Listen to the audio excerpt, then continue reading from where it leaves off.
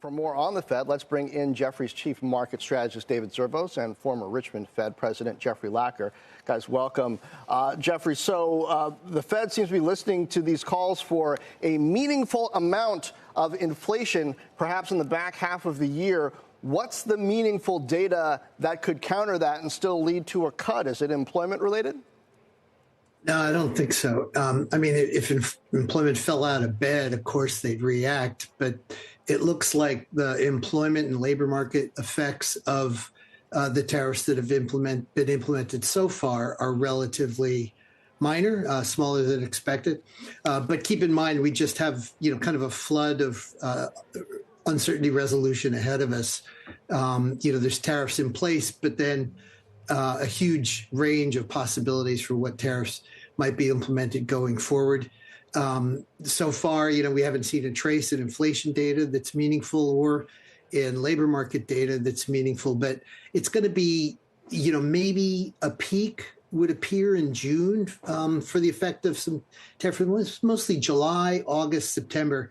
And it won't be till the September data is in that they're really going to have anything meaningful to hang their hat on in terms of a change in policy. So I think September is highly unlikely to be a meeting at which they cut rates. David Zervos, was this from the Fed as dovish or neutral as you hoped, as we were talking about some hours ago, or is this meaningful amount of inflation expected meaningful?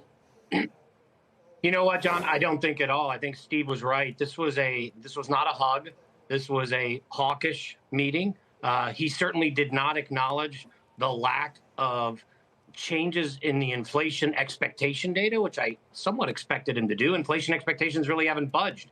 That's probably the best forecaster, the TIPS market or the survey data, and that's just not there. So whether the economists get it right or not is usually, we know that usually doesn't happen, but I'd rather take the TIPS market, and that said nothing. And we've had pretty good inflation data since. Now they're pushing that to the side.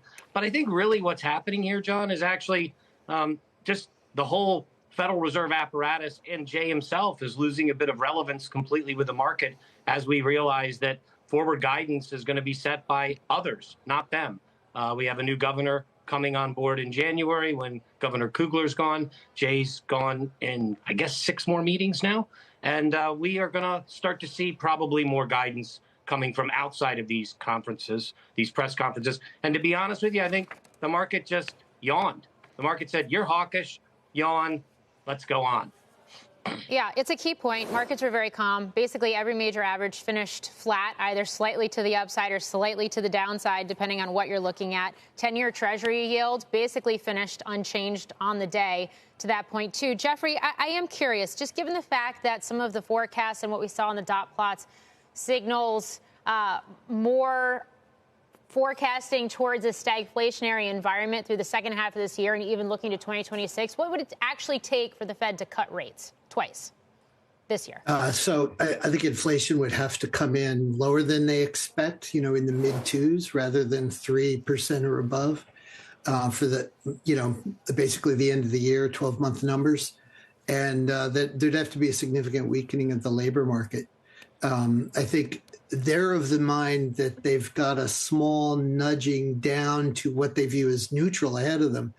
But estimates of neutral range from 2.5 to 4.5. So it's not obvious they're not pretty close to neutral as it is. But I think they're going to be, it would take a big perturbation one way or another to get a rate cut out of them. I think the important thing here is that the directionality of the next move isn't obvious either. I think that's a little bit underappreciated.